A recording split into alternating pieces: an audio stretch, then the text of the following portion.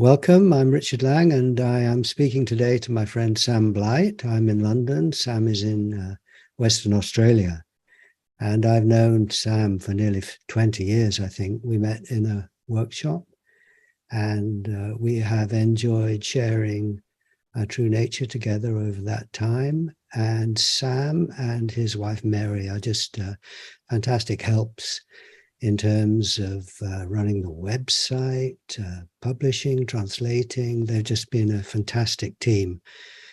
So it's with great pleasure that I'm just going to spend the next period of time chatting with Sam, and he can give you a little bit of background. What we thought we would start off on is the relationship between seeing who you really are, the headless way, and authority, something like that, and then we'll see where it goes. So welcome, Sam. Thanks for having me. And just introduce yourself a little bit, I mean, particularly in terms of why this subject is so interesting to you. Sure.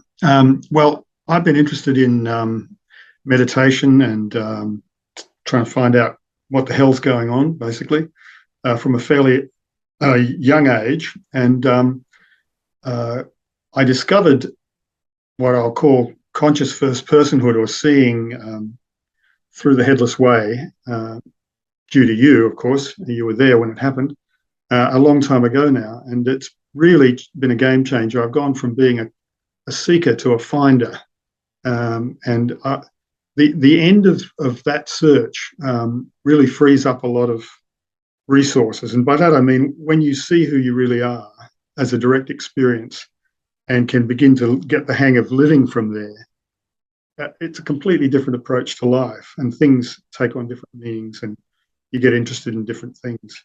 And you start to examine, I guess, in my case anyway, I started to examine the path I took to get here, and the long and winding road. And for me, that involved a number of stages, I guess. The first was my introduction to psychedelic drugs, which really alerted me to the dimension of the inner dimension, I guess you'd have to say, the depth dimension, as Bishop Spong calls it.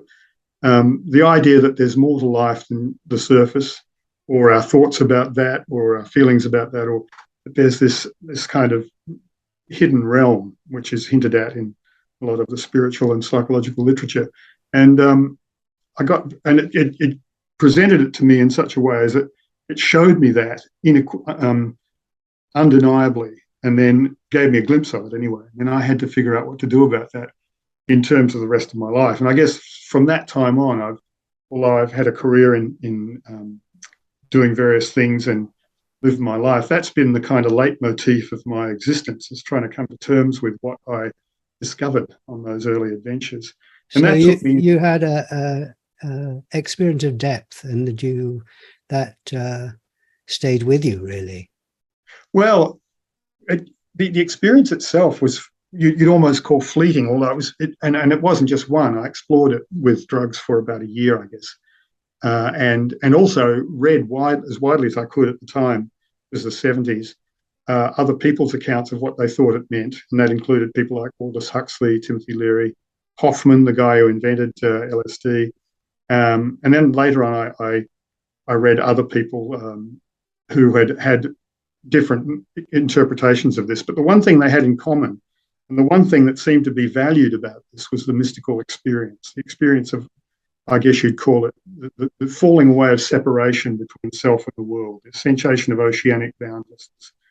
That experience was what haunted me. And because I experienced it as not only being real, but actually in some senses being more real, or at least my life was not as real when I wasn't experiencing that. Or in touch with that in some way. And so I went on a long journey of seeking to kind of figure out what that was about. Now, this was not a religious search in my way of, my approach was not at all, I didn't come from a religious background. So it was more scientific. I was a kind of psychonaut. I really wanted to find out what's going on. And the sort of scientific background I came from didn't really have much to say about this. And what it did have to say was pretty unhelpful to a large extent, because it was all dealing with what you could say about the brain from the outside. And there's definitely, correlates in the brain when you have these experiences, but they don't explain the first person experience of this and its importance and its significance. So that led me into Buddhism first. Well, first of all, I dropped out of university without completing a degree. It was fatal to my education in that sense, because I just couldn't see any point in doing anything, committing myself to anything major until I sorted this out, because it's a fairly important question. What am I exactly? What is this life? And for me, it wasn't just an academic question. It really did get into my marrow. So I did had some experience of Buddhist meditation. I did some Vipassana courses, which I found helpful. Mindfulness. I understood the idea of being present to the moment, and not being lost in thought, how important that was. And that was helpful in many respects. It was helpful in other ways in my life. It helped me, certainly, it's a very good way of training your attention, for life generally. But it didn't really answer my questions. I had some fleeting experiences of expansion, but it was like kinds of things that I experienced on LSD. They would come and go. So then I got involved in a cult, as you do. I was kind of recruited by a psychotherapist that I'd been visiting, because he had been advertised to me as someone who understood these states and would be able to guide me, because I really did need a kind of mentor at that stage. I was in my very early 20s, and I needed someone an older person, just to tell me what the hell was going on. And his advice was, at the beginning, pretty good. He said, look, what you've seen on those experiences is real, but you need to find out how to access them without the drugs, because that's not a long-term solution. I kind of figured that out for myself, but it was great to hear it confirmed. Particularly, these experiences are real bit. It's great. It's like we often find in the social aspect of seeing. It's great to have people who take what your experiences as a first person seriously, and don't just say, "Oh, you're tripping." Mm. But unfortunately, he was captured by a cult, and he pulled me into it, which was not his fault. I mean, it was the Rajneesh cult, which at the time, in the late actually it was the mid to late 70s, was pulling a lot of people in from around the world, very bright people too. I mean, who saw Rajneesh's approach as being a kind of synthesis of East and West, the best of human development and Eastern wisdom and so on. And to my untrained eye, it looked pretty good too. It helped, I guess, that at the time, I found out later, he was plagiarizing Alan Watts to a great extent, which is a great guy to plagiarize, let's face it. Not word for word, but a lot. What he was saying when I sort of encountered him was basically had a lot of Watts in it and made a lot of sense to me. And the other thing that I'd been groomed to believe was that and this was partly because I'd been around the Theosophical Society and Eastern religious approaches, that you needed a master. You needed an enlightened master in order to help you through, to liberation, and that you couldn't do it by yourself. So we were kind of searching for a master, the psychologist and a small band of seekers around him, and we came across Rajneesh, and he basically said, "This is the guy." He went and saw him in India, phoned me back in Australia and said, "Yeah, you've got to come. This guy's the real deal." So on that basis, I got involved, and I spent about 10 years in the cult, had lots of amazing experiences. And at a certain point, I realized that all was not well in the Garden of Eden. I mean, no one joins a cult as a perspicacious ex-Scientologist, I can't remember the name to my shame, pointed out that you can't, nobody joins a cult. They join a movement, or they join a band of fellow people with similar ideas, or kindred spirits, who are going to change the world, change themselves. It's all going to be wonderful. And that's pretty much what I signed up for. But of course. And what was wrong with it? What did you? What wasn't wasn't well in the state of Denmark? Well, there were a couple of. The thing is, it's all there at the beginning. It's like it's hidden in plain sight. But you tend to see, a man sees what he wants to see and disregards the rest. There was a sign at the entrance to the meditation hall, to the lecture hall. We used to go and listen to him speak. It said, "Leave your shoes and your mind at the door." So as there was this idea from the very get-go that your mind was a problem, that your own critical faculties were a barrier to your enlightenment, and that the way was to surrender completely to this higher understanding and let this come into you, that would do the trick. And that your doubts, misgivings, any resistance you had to this process was actually your ego, your problem, and had to be viewed in that way and gotten rid of, or worked around in some way. So that was one thing that increasingly I found, not immediately, but it began to bother me. Like, I began to notice that people who did very well at what they were doing in the ashram got demoted and ended up in the garbage department. There was a troupe of players that we did Shakespeare. A lot of very talented people ended up in this cult, I can tell you, some brilliant people. And there was a bunch of people from Royal Shakespeare who were there, and they trained a bunch of players who did various plays, Midsummer's Night's Dream, did Shakespeare.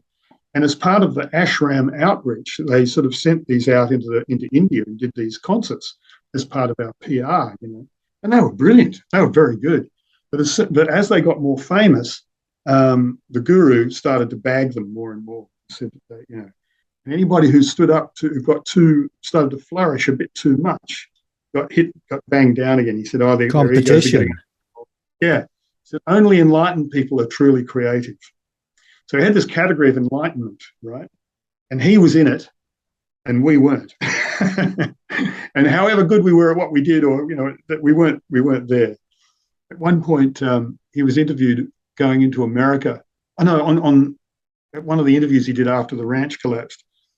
He was talking about how he was just surrounded by his friends and we're all equal here and blah, blah, blah. And a journalist asked him, "Then why are you sitting up on the podium and everyone's sitting around you?" And he said, "Because I have attained." So, so you had this kind of, and there was also a stratification inside the organization, people who were close to him. And there were like rings of influence, and I never got very far up the greasy pole, I got to tell you. But friends of mine did, and lived to regret it. One of whom I knew from very early. In fact, before we joined the cult, she was a friend of mine in the hippie community in Perth. She ended up writing a book. Her name's Jane Stork, called "Breaking the Spell." She actually ended up in the higher echelons of the kind of power elite in the cult, and then became very disillusioned and wrote a kind of tell-all, which is good to read, actually. It helped wake a lot of us up, I think. But suffice it to say, at a certain point, and there's no particular moment I can put my finger on, I realised that it was all a bit dodgy. And I had to ask myself, well, what I've just put 10 years or so of my life into this. What have I got out of it? And it wasn't that much. It was, I'd realized that that meditation was good, but I kind of knew that before. But I'd actually been applying meditation in my life throughout that. And I guess being in the cult kind of helped that. But that was about it. And I began to look more and more at what had happened and try and understand it. And this has been an ongoing process. And it's left me with an interest in authoritarianism and cults and the way that we're vulnerable to them, and the way that they are really built into the structure of our society in a way. I mean, it's built into the word culture. Most of our culture comes from cults. So they're not completely bad. It's just that there's an aspect of them which is very dangerous. And I think it's particularly dangerous in our time, and that's authoritarianism. But the thing that really woke me up was meeting you and discovering headlessness and seeing what it meant not to be vulnerable to authoritarianism. In other words, to really respect your own authority with respect to your true nature and not be shaken by anyone else's view and what anybody else said or anyone else, how anybody else regarded you, really. It's got nothing to do with that. It's either true where you are and who you are, or it's not. And that's it, end of story. And that's a tremendous liberation. I mean, it's not the end of the work we've got to do, but it's certainly a very good place to work from, because you're not constantly being distracted by, bad information. And the experiments all appeal to your experience of yourself and are not telling you, they're asking you to look for yourself and be your own authority. That is radical. This is the application of the scientific attitude to self-inquiry in a very pure way. And science is inherently non-authoritarian. And that's how it differs from a lot of different approaches that we've tried before. And while you do get occasional authoritarian sects forming within science, they generally don't last that long, because at a certain point they fail the golden rule of science, which is show me the evidence. And show me the evidence is really a golden key to non-authoritarianism, because authoritarianism wants you to believe because I say so. It wants you to believe despite or without evidence. And that's made into a virtue. In the story of in the Bible of doubting Thomas, he basically the character of Jesus is made to give Thomas a bad time for asking for evidence, and it's kind of baked into religion not to want to ask evidence. That makes you ye of little faith. So they elevate faith, which is like, I guess, pretending to know what you don't know, above evidence and knowing. And adjusting what you know or think you know to the available evidence. So that the experiments, because I guess I'd always suspected this, but the experiments and the headless way approach really brings it to a point, because you're not told what the answer is. You're told to look for yourself. The only thing is, not everyone is. It's not the answer to the question that everyone's asking. I mean. You have to actually be interested and curious for that process to matter. So I can understand why this approach is not as popular as many others. So that must have been a relief for you, a freedom. Yeah, it was. I mean, it didn't happen while I was still in the cult. I'd left the cult and I got interested in other things and other teachers. And these teachers were less authoritarian than Rajneesh, but they all had an element of, I've got the answer and you haven't, even if it was tacit. Even the good ones had that. So there was always this sense of, like, have I really got it? And will someone tell me when I've got it? Which is weird when you think about it. It's very strange. But that was the feeling until I did the experiment, which was, for me, the first one was the pointing experiment, until I pointed here and saw the boundless nature of that, what I was looking out of.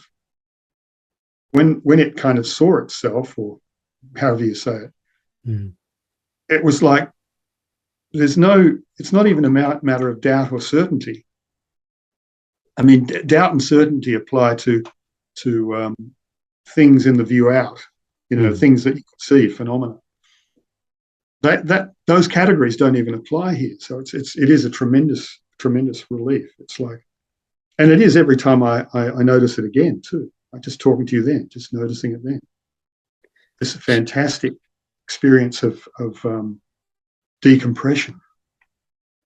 So this also has a implication in terms of one's relationship with others who are interested in this kind of thing.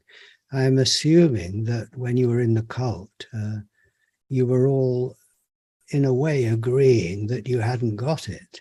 And you'd get a kind of competitiveness maybe arising out of that. But the situation in the headless community, if I can put it like that, is, well, I, for one, anyway, accept that it's so simple. How could you not get it? That's not an issue. It is the issue is what's your response to this, rather than. Do you find that?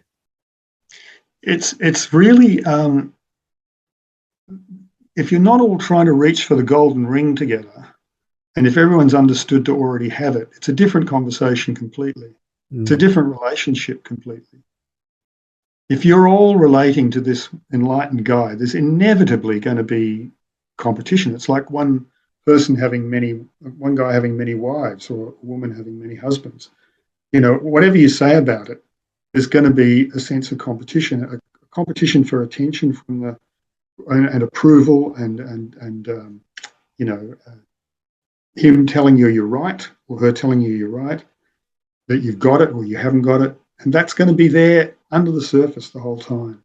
And also the sense that certainly in our particular cult, anybody who claimed to have got it was immediately ridiculed and basically sent to Coventry. That was evidence of ego in everybody except the master, weirdly. And one way that you could get banned from the ashram, and I think it's still true, is by declaring that you're enlightened. I mean, this happened to a friend of mine who was sort of around this is in the 2000s, a teacher who came to a Gurukula like you did, and was a kind of a non-duality teacher, but she visited the ashram. I don't know if she took sannyas, but she was in there for a while. She knew some sannyasins, and she declared herself enlightened, and then she couldn't go there anymore. So there's a sense that amongst us, that's not even a question. Like, I assume that anyone who's done the experiments and values them is in the same condition. And even if they haven't, it doesn't matter, because they can't see their own head. They're looking out of who they really are.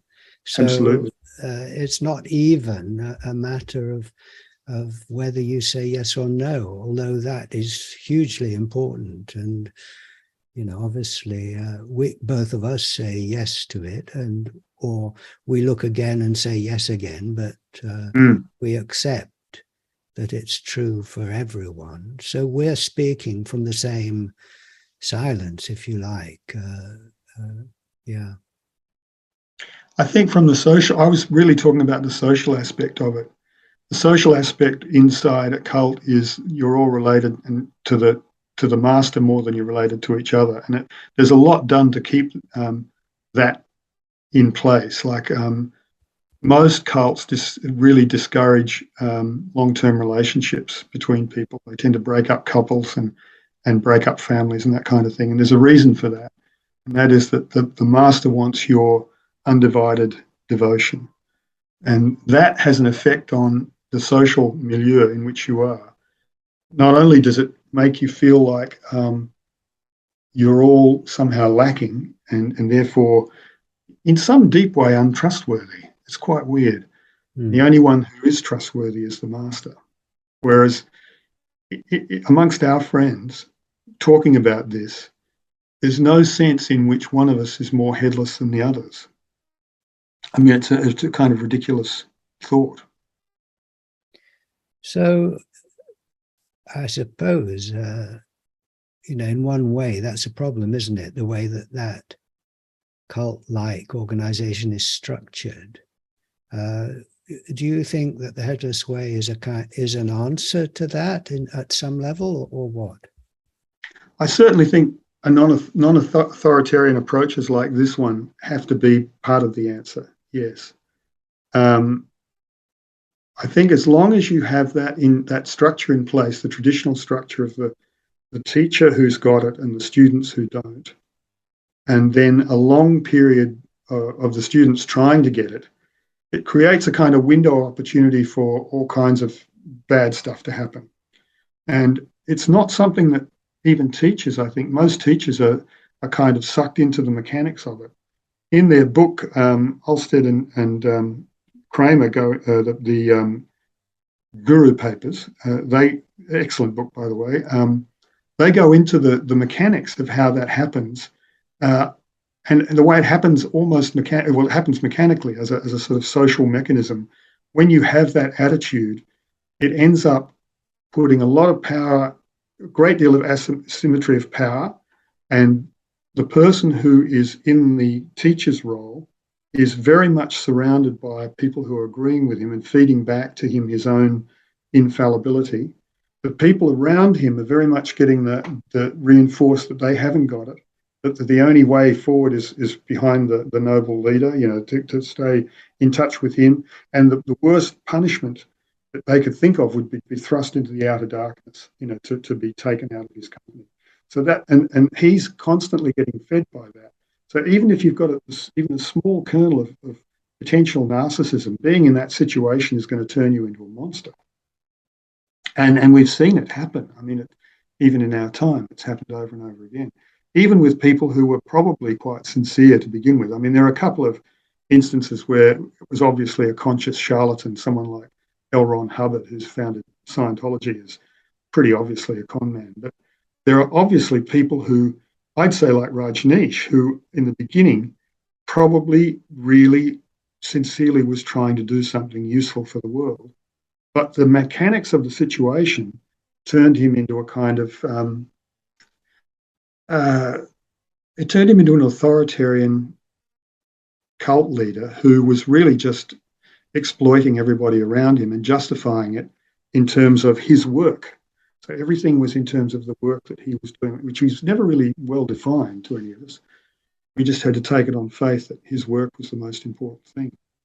And so as the weirdness built up, the 93 Rolls Royces and the poisonings of the outside world to rig elections and all the guns and the weirdness, as it built up, he somehow made it okay in his head. I don't know how that this was all happening, but we did too. I mean, we all up to a point, and then people fell away at different stages, and some are still rusted on. I'm sorry to say, but it got very, very strange, and it's not the only story like this. I mean, I've been very interested in other, like the Nexium cult, and there are a whole lot of them where a very, very similar trajectory is followed, even though the beliefs and the teachings and the style, all of that, and even the scale, all different, but the actual mechanism of this authoritarian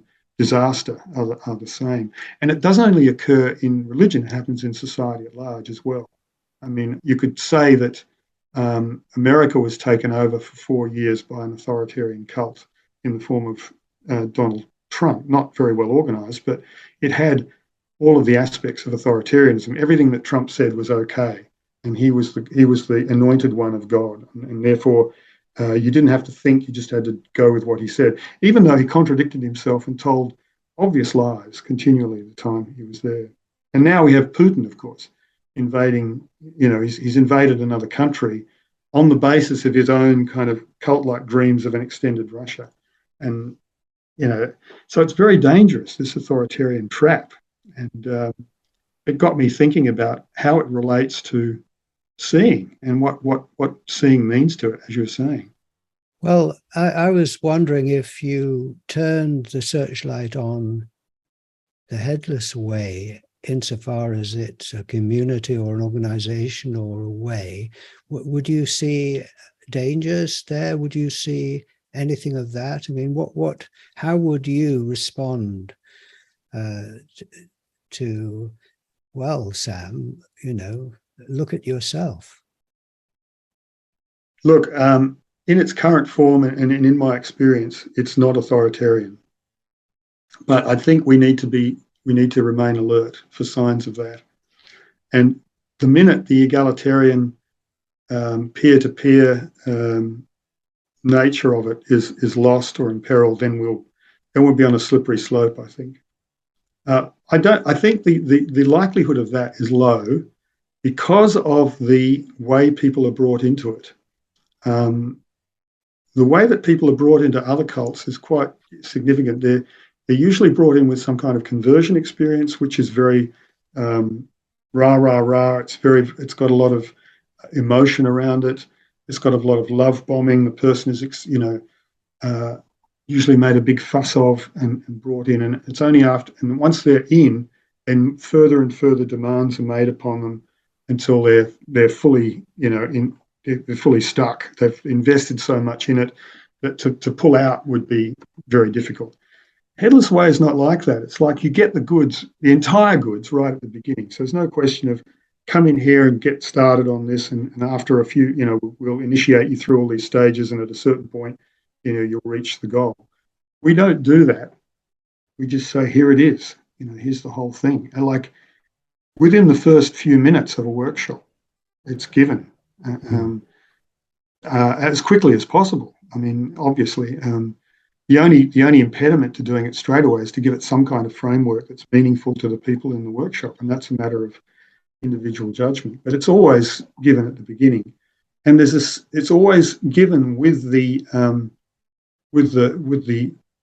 knowledge that that's it. That there's no more to it, and that whatever comes after that, the meaning that you give to it, even, is from you, not from the workshop facilitator. I mean, it's in your book, in your article, When Gurus Become Friends, it really lays it out very clearly, the difference between this approach and others, and that diagram with the dots, all connected to each other rather than connected through one single dot at the beginning, at the middle, like other sort of teacher-based cults. So that, to me, gives me some hope that we won't, or this approach won't be derailed into an authoritarian cult. And the other thing is, it doesn't make any demands on you. People can come and go as they like, and we're not kind of guilting people out if they've been away and they come back 10 years later. There's not this sense of, like, if I have to miss a Zoom meeting or something, I don't feel terrible.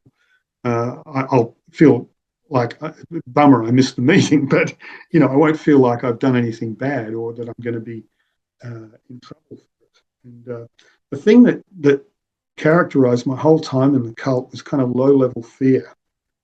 Very interesting that I was pretty much afraid the whole time. This is something that most people in cults report.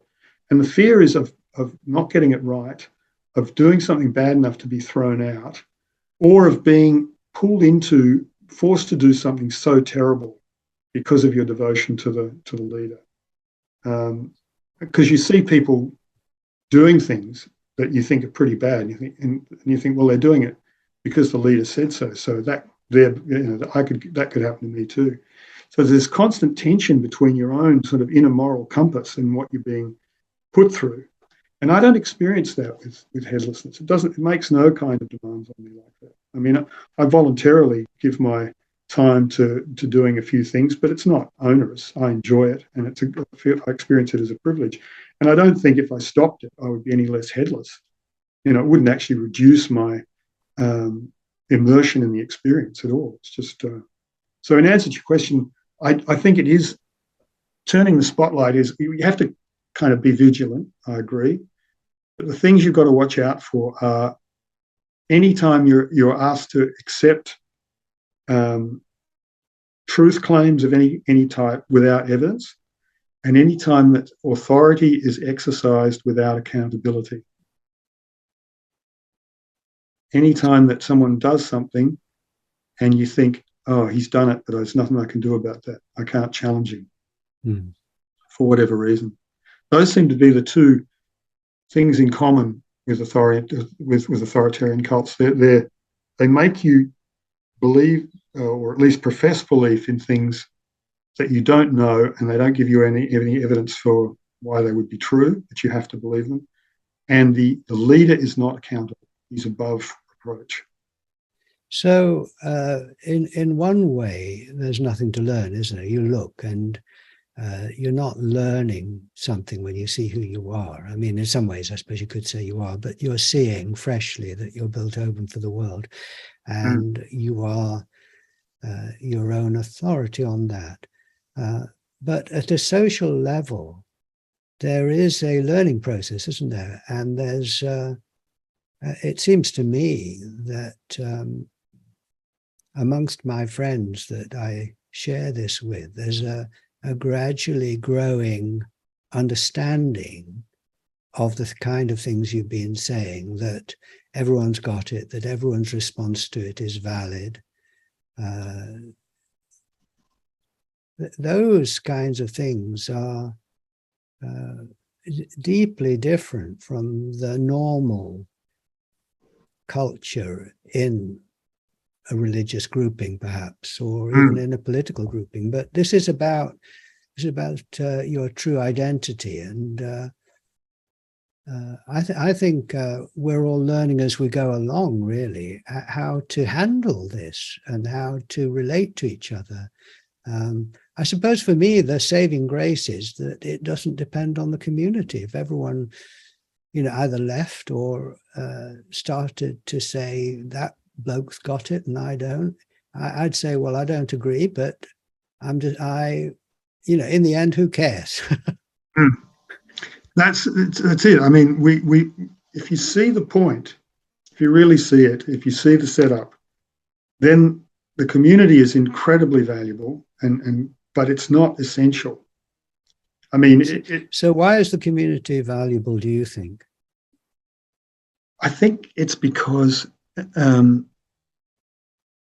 we are very social creatures. Human beings at a human level are very, very social, as many other primates and mammals and birds are. It's a living thing. To want to hang out with members of your own species and with human beings have a very rich experience of the world that's related to stories and narratives and trying to understand what's going on. And so to hang out with a bunch of people who are interested in the same things, and that's at any level. I mean, whether it's hang gliding or embroidery or, is very rich. I mean, I belong to an electric car club because I've got an electric car and I'm interested in the subject. And I mean, I'll hang out with those guys and talk about stuff that would turn everybody else's brain to mush, But I dig it because I'm there with people who, and at the level of humanity, my humanity, finding other humans for whom this is valuable is just gold. On that's to start with. That's important. The other thing is that we're all each other's teachers. Then we become like this many-headed organism, this many-brained organism, all reflecting from the same space. And I hear myself when you talk as if I'm talking, and I'm sure it's true for you there too. So it vastly enriches the experience in a way that's almost incalculable. It's infectious, isn't it? I mean, as soon as you say, put in other words, our two voices are in one consciousness, it's all within me, then suddenly I'm aware that both voices are in one consciousness. And that is, with the car club, you point something out and you're both aware of what the electric car does. Well, it's not rocket science. It's not obscure. It is sharing in the same way a realization or understanding, but it's mind-blowing. I mean, it's not just about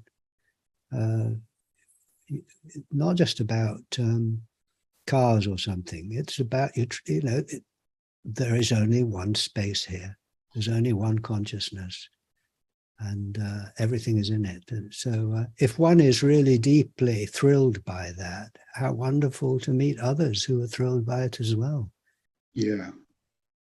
And of course, any other interest you have in life is just a tiny sliver of life, even if it's very important to you. Whereas this contains the whole of life. And to have friends who can see that too and talk from that space and compare notes. Tremendous.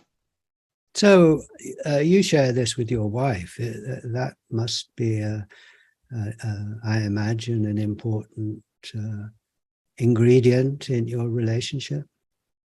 Look, it's a matter of great felicity, I got to tell you. I mean, it's hard to say. We do get on very well anyway, and we did before headlessness. But when we both became headless at roughly the same time, I think the same night, we both saw it. I think I took to it a little bit more rapidly than Mary did, but over time, it kind of became the default way of us being together. So you're with somebody for whom this is the natural way of being. And then when it's interrupted by, being ambushed by negative feelings or an adverse situation, it's a great help for, you can help the other one by holding the headless space. You don't have to say, oh no, you've got to be headless now. We don't do that. We just, one holds the headless, one of us is usually holding the headless space while the other one's freaking out, and we take turns. Well, I mean, just to jump in there, it's probably the worst thing you could say is, all right, Mary, you now be headless. You're not being headless. Yeah, I mean, that's infuriating. It's like, calm down. Yeah, and it's against the spirit of it, isn't it? Because of course it is. That would be me being authoritarian. Yeah, saying now you've got to be headless. That's not like that. It doesn't work. Hmm.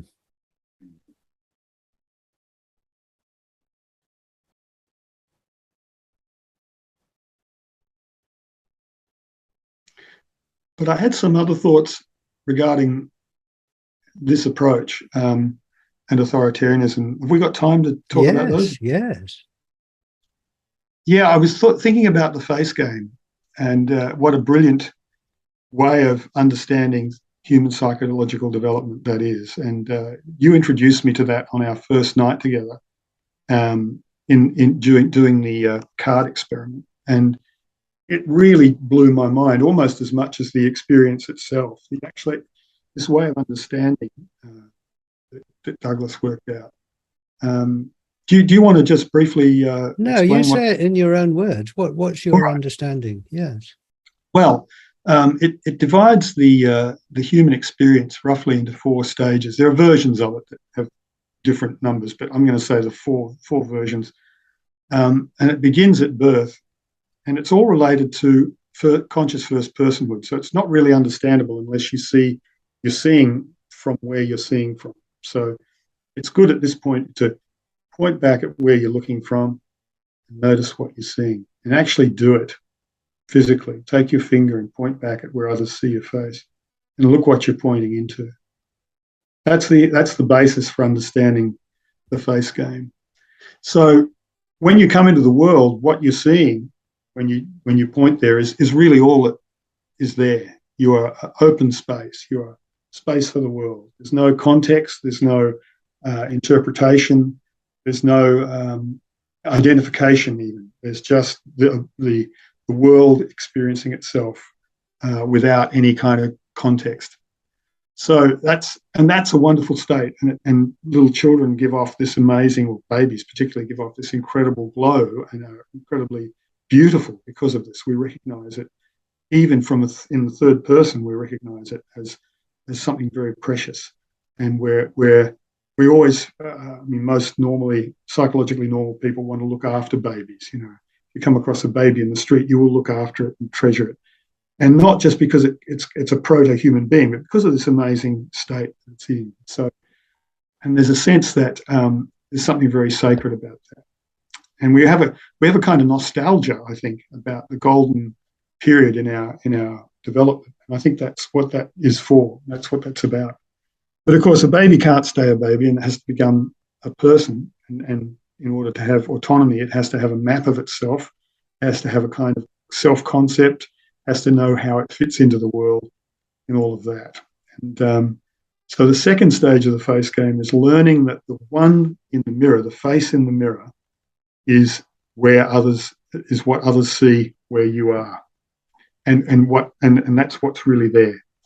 So you begin to, about 1 year to 18 months, little children recognize themselves in mirrors and realize the one they're looking at is the one they are. So the way that Douglas explained it very beautifully is that for the face game, we take that little face in the mirror and we pop it inside out so it's facing the other way. We stretch it out and we put it on here where our face is. It's like a mask. And interestingly, the word person comes from persona, which is the Greek word for mask. It's something that you speak through, what you speak through. And that mask, you have to take seriously as being who you are. And as a little child, you start to do that. But you're still very flexible. So you can let go of the mask and become a lion or a train or a cloud at will, and then go back to it. So it's a very happy time when you're experimenting with being a person, but you've still got certain amount of freedom, and you haven't lost complete contact with your boundless wonderfulness. So that's stage 2.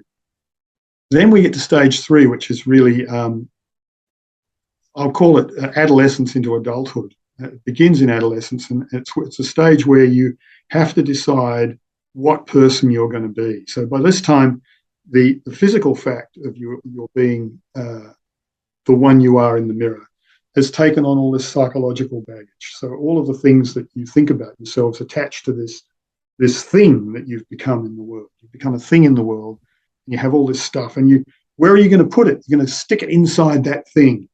So immediately you become a thing. You've got inside the thing and outside the thing. So you've got a barrier. You've got a kind of surface between what's inside you and what's outside you. And what's outside you is pretty scary, but what's inside you is even scarier. So you're in a pretty dire situation, and a lot. You start to realize this as an adolescent. You realize that your options are closing down.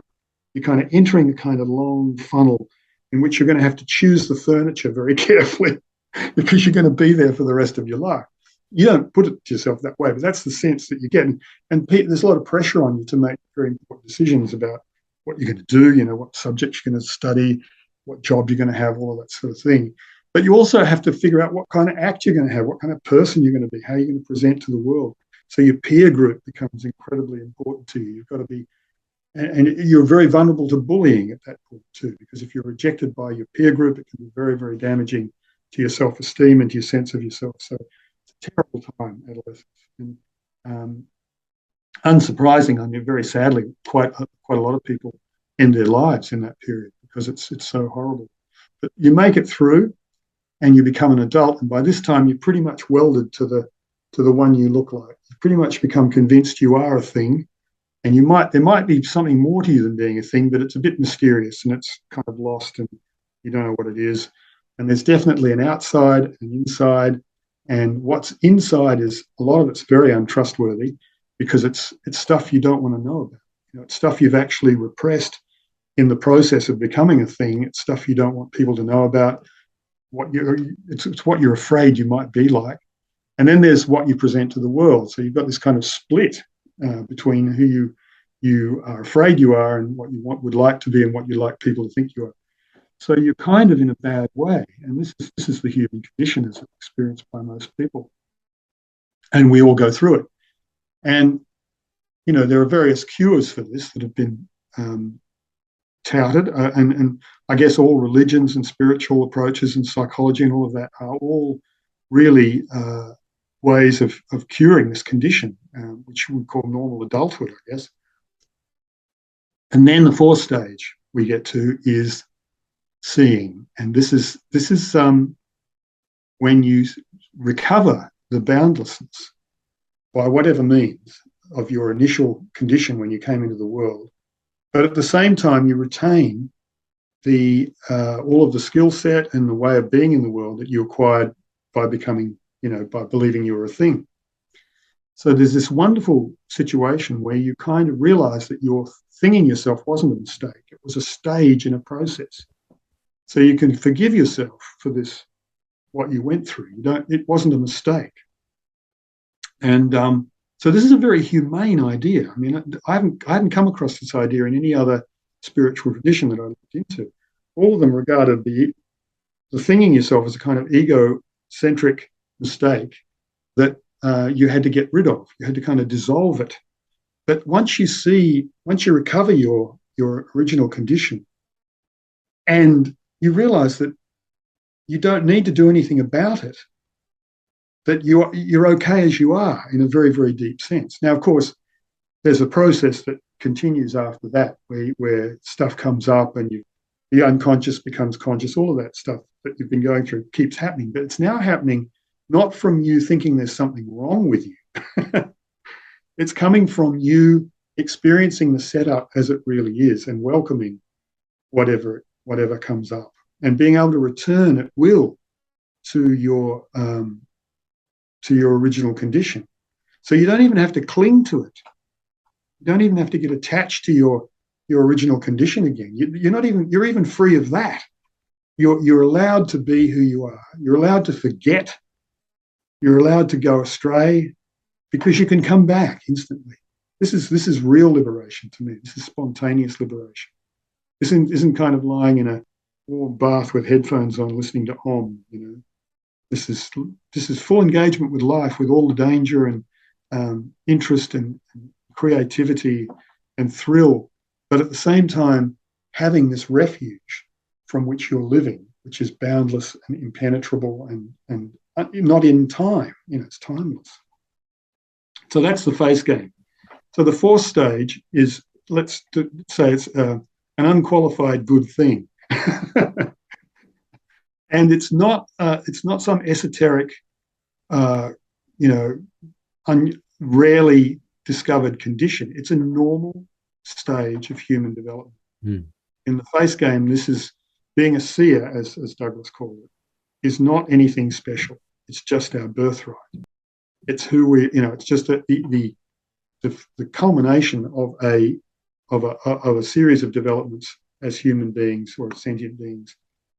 So that's the face game, as I understand it. Does that comport with your understanding? Yes. Do you have anything to add to that I've left out?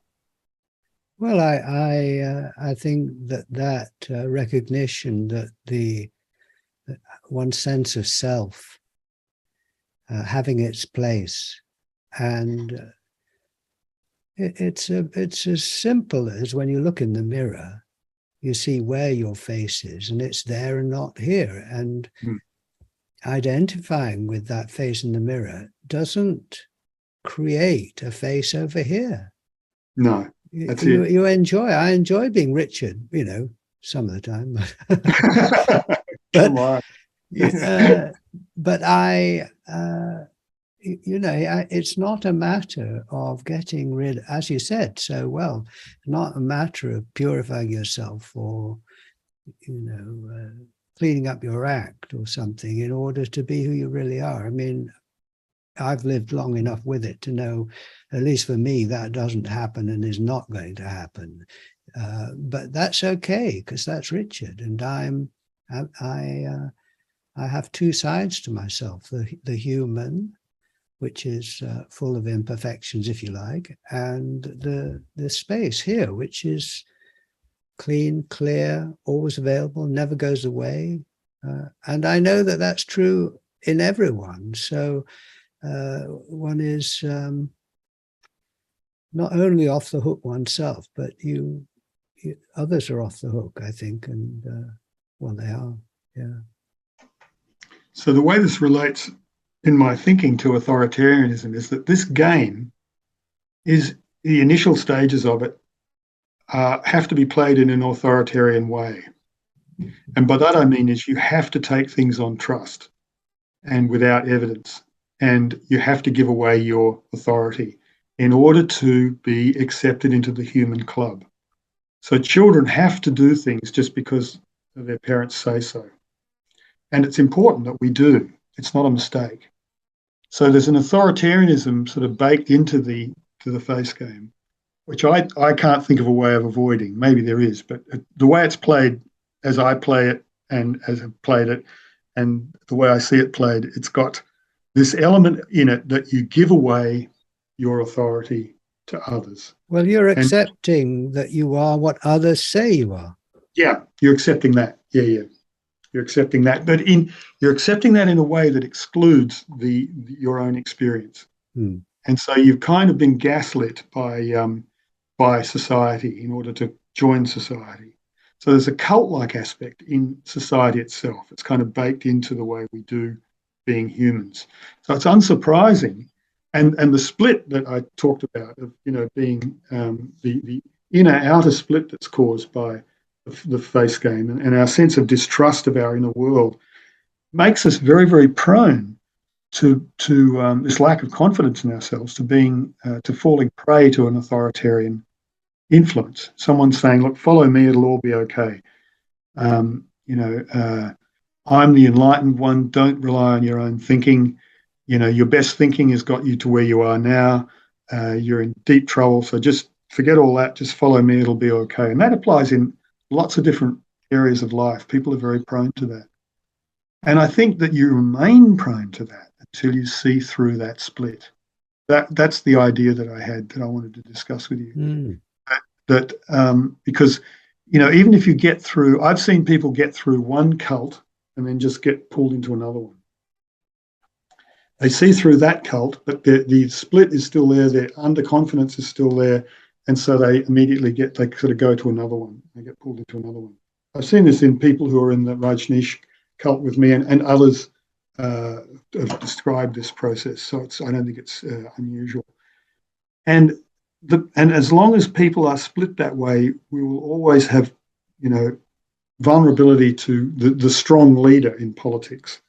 Your Mussolinis and your Hitlers and your Pol Pots and Stalins who make people feel secure by giving them something to believe in, because they don't believe in themselves. They have no confidence in themselves. So it occurred to me that what we're doing in terms of celebrating and sharing this discovery, this fourth stage of the face game, is very important as a way of mitigating authoritarianism Yes. in ourselves first, but in whoever it discovers this, I think becomes less vulnerable. It doesn't mean that you have to discover this in order not to be vulnerable. There are other ways. I mean, a lot of people have seen through authoritarianism without discovering this. I'm not saying that, but I think it's a very important part. Some version of this, some way of overcoming this inner split, this inner distrust of ourselves, has to be mastered before we can move on and get out of the stage of our history where authoritarianism has been the only way of doing things. Well, yes. The headless way, which gives direct access to your true nature without any conditions, that should get a few people worried. Well, in the old days, it would have. Yeah, it would have wanted, but in essence, it comes down to oneself, because for me, I can't even rely on the headless community. No. That is putting the authority again out there. Yeah. It is a basic kind of rebelliousness. It's a basic kind of whatever you say, I am going to look for myself. I'm going to be my own authority. And if you want to hang out and you agree with that, great. And if you don't, so be it. Yeah, exactly. I love that bit of graffiti. It said, someone wrote, "Be your own authority" on a wall, and someone underneath it wrote, "No." Yes. So what will be I mean, obviously there are certain structures in society that will require and continue to require authority. But the difference, I think I said earlier, the thing I realized about authoritarian power is that it's unaccountable. So when you have unaccountable power that doesn't have to account to anybody, then you've got authoritarianism. But if you've got, like, if I go to a dentist, he's an authority. He tells me what I need to do about my teeth, but he's accountable for what he tells me. He gives me bad advice and my teeth are worse off for his treatment. I have recourse, or I take my car to a mechanic. He's an authority with respect to my car. And people in government we appoint authorities to look after. I mean, if we had to take a democratic vote on every minute bit of minutiae that we did as a society, the whole thing would just grind to a halt. And I've been in clubs. If you want to get anything done, you appoint a small committee, and then they report to the club on their findings. So the idea of authority is not bad in itself. It's a kind of superpower that humans have. This delegation of authority has got its place. But where it should never happen, especially, is delegating it to someone who's exercising it without any kind of accountability, and especially delegating it with respect to who we really are, to our true nature. Yes, that's the thing, isn't it? I mean, I think as soon as you start to think about it, you realize, well, no one is where I am. So no one has the authority to say what it's like where I am. And that's the whole point of the Headless Way is, who are you? What is it like right where you are? Well, people can share their point of view, but they have no authority, no authority. Yeah. And as soon as you get that, I mean, in that moment, at least, game over. Yeah. Well, and the other thing is, it gets much richer as a kind of discourse too. Like I'm hearing what you're saying about it, and I'm not threatened by the idea that you might have a different view of it than me. I kind of hope you do. Yeah. Yes, and we're friends. We're not members of a organization. There isn't a membership. Yeah. I'd like you to fill in this form and just it's a tick box form. Are you headless? Do you move, or does the world move through you? Yes, like doing an exam on the way in. That would be interesting, wouldn't it? Then you get a little certificate at the end of that. I think that one has to work these things out for oneself. You know, what is sharing it? I'm not sure what sharing it is, but it's not showing you something because I can't. And you can't show me because you're not here.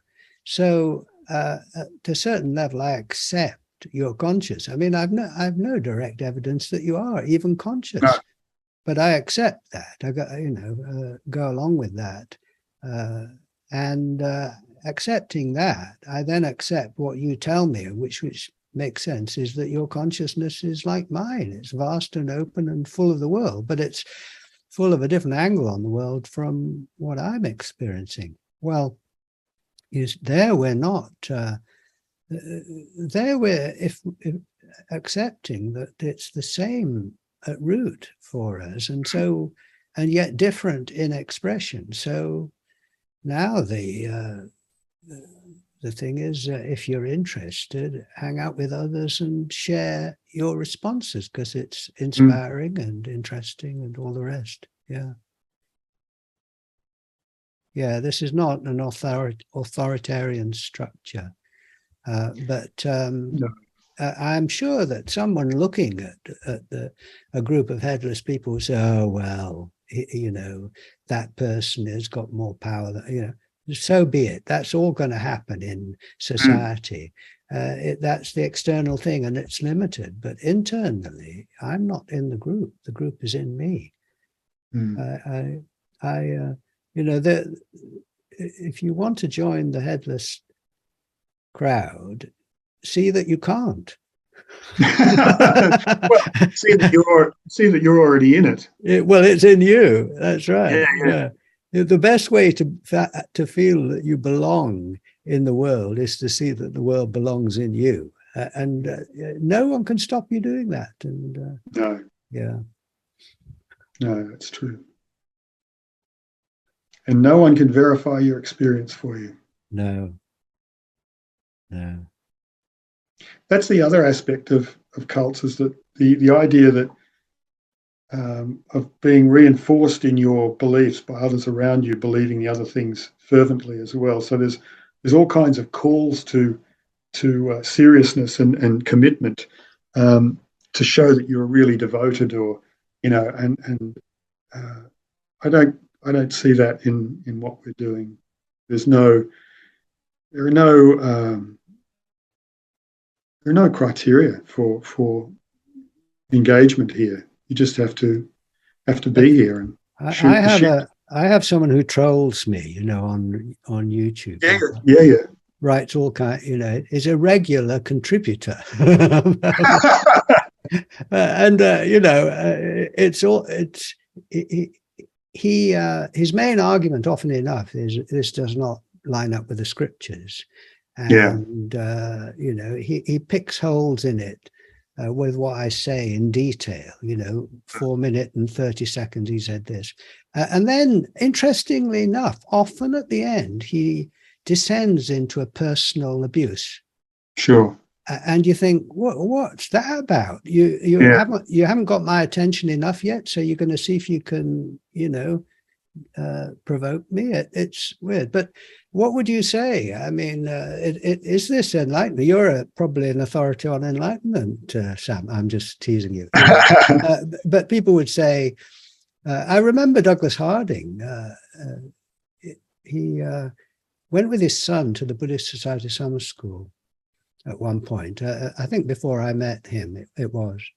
And because his son became a Buddhist monk for a while and was interested. And of course, there's Douglas sharing enlightenment, and mentioned to his son, that Judy and I think it was 3 elderly women were now aware of their true nature. You see, well, we know what he means, but Yep. Julian said to his dad, he said, "Father, those 3 women are not having the same experience as the Sakyamuni Buddha."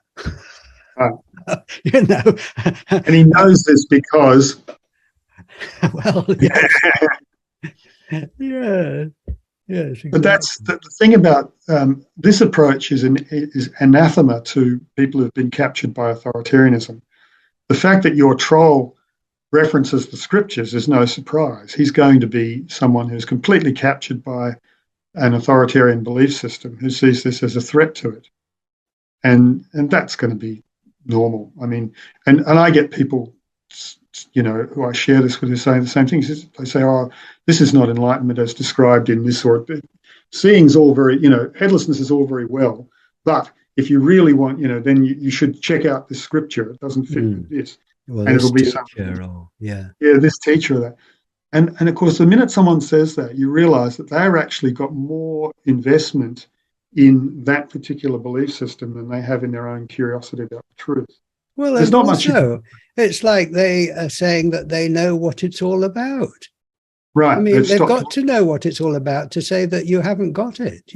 At least they know better than you. It's a minefield. It's interesting though. I mean, I've been there myself.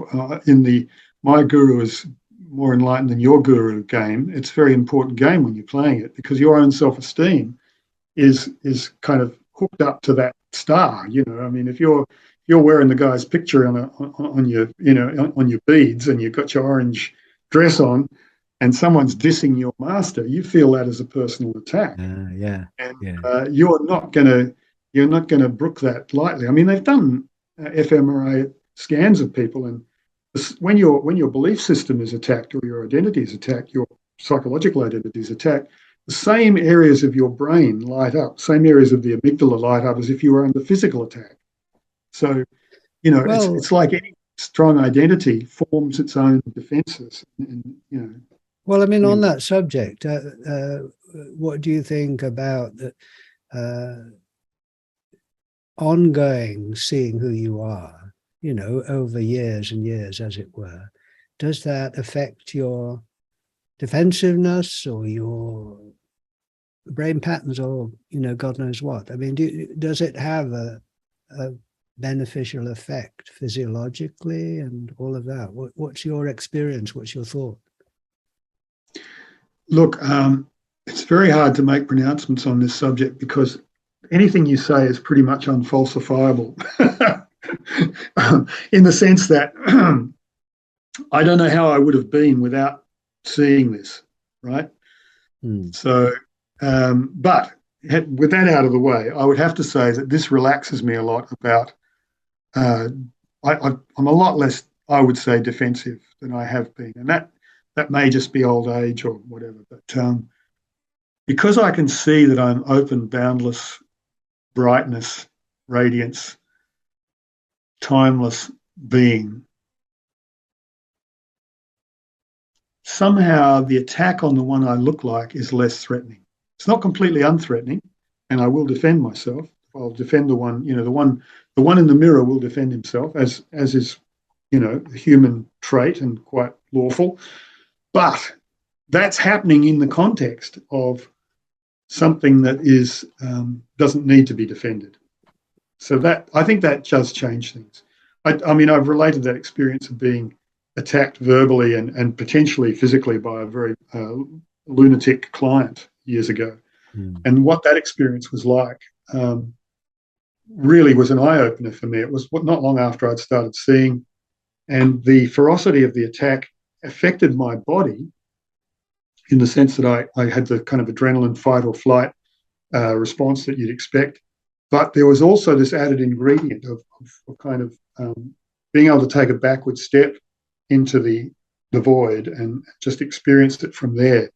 And that was a very interesting experience because I was ready to act if I had to, but I was coming from a place of it's very hard to describe, but that is what life is like for me now. So I can still be terrified by a deadline in my work or wake up worrying about things, but it's different. It's like those things don't seem to get as much traction.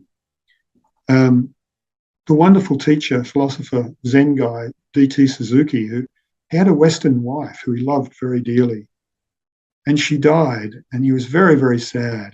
And one of his friends asked him, "So how's it going, D.T.?" And he said, "I'm very sad, but my sorrow has no roots." Mm. And it's like that. You can really experience your feelings to their true depths because you go deeper than that. You go deeper than anything you can feel. And that's a huge liberation. Does that answer your question? Well, yes. And you could phrase this whole discovery of who you really are as a new skill set.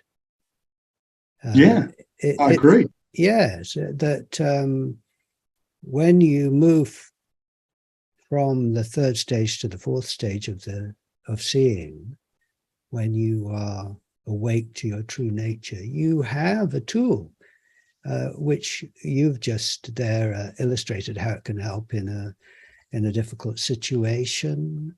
It is a way of finding your way to relaxation, to see that you're not a thing, that everything is in you. It is you kind of open up to the possibility that you are profoundly creative as your true nature, which the one in the mirror isn't. So that's going to open up your view of what is possible in your life. Perhaps I'd have thought so, and also in relationships, the experience of being face to no face, which is so easy to say, but the actual experience is a game changer. It's not face to face. You're built open. As you say, you can still defend yourself. You can, no, I'm not going to give you my wallet, but you're within me. And it's a very loving thing. Now that, I was talking to someone, well, you know him, he was in one of the Zoom groups, and after the pandemic, it was the first time he'd been out to a social gathering. He went to a wedding, and he found himself chatting to people, but being space for them. Whereas before he would have felt anxious and wondering where to stand and what to do and what to say. He found himself just relaxed. And it was a really pleasant experience. And he could tell that people enjoyed being with him because he was relaxed. Now there's a skill set, isn't there, in a way? You go apply this and find out that it works a lot better than not being aware of it. Yeah. Sure. Yeah. It's nobility, isn't it? It's what the word means to me. Nobility means to be in the world, but in some way to be unaffected by it at a deep level. In a way that you can engage then complete with freedom and creativity. And in chemistry, the noble gases are the ones that are not reactive. I didn't know that. Yeah, there's a bunch of them. I think the lightest one is helium, but they have most atoms have either excess electrons or an electron hole in their outer shells. And so they react with other electrons, and it's like sodium and chlorine, for instance, react and become salt because they've got places where they fit together. The noble elements don't have any holes in their they don't have any deficiency. And to me, the seeing myself as I am is a sense of seeing where I'm not deficient. Yeah. I'm obviously at the human level, I have many deficiencies and flaws, and I'll always be a work in progress. But if I can operate from the place where I'm not deficient, that changes the game. That changes the way I come across. I don't want anything from anybody. That's real freedom. That's amazing. And seeing who you are gives you access to that, doesn't it? Yeah, and, exactly. I mean, who wouldn't want that? And who wouldn't want to taste that in their life, but the problem is that people don't even know about it. And I think the work of the Headless Way is to get the message out and offer the skill set, and people can take it up if they want or not, but I was given it freely, and it has made such a difference to my life and to many people I know. Well, you've been responsible for infecting a large number of them, including me. Thanks very much. Yes. Yes, it's an honor. Yeah, an honor. Well, you go around making friends, you go around making noble friends. I mean, you say that people don't know about it. To the extent that they do know about it, it's often couched in terms that make it harder to see, though. And this is, I think, part of our battle, is making it obvious that it's not something esoteric, hidden for the chosen few, the result of many lifetimes, arduous work. It's actually there for you now. It's what is true about you now is the bullseye. Well, that is reflected in the way that I go about sharing, which is the way that I've been about sharing for years, but I had to learn it because I did it differently. Before, I used to give an introduction and give a context. And, well, I mean, after only a few minutes, you're into an argument. But You've already engaged. And you haven't even got to the point. So what So what I do these days, someone says, so what is the Headless Way? I've done it several times recently. I just look at them. I say, well, it's just noticing you can't see your face, your head now. And I move my hands into the headless space and back. And then we see, you've lit the fuse. You see if there's interest or not. But you're engaged and you're gunpowder. Yeah. That's straight to the point, rather I think that's great. Yeah. I think that it's keeping the mental aspect of it a small target. Because I mean, if people are very, usually people have got a whole suite of ideas about what this is, and they've usually got a bunch of investment in those ideas and sunk cost in a lot of that. So the less you say that's going to, contradict any of that, the better. Yeah. Yeah. Well, I think that might be a good point to end at least this part of the conversation. I dare say that we'll be doing this for as long as we can still talk together, mate. Yes, that's right. What did you say? It doesn't matter. It's windy. No, it's Thursday. I agree. Let's go to the pub. Okay, Sam, a pleasure to talk to you. As always, my friend, stay healthy. Yeah. Take care.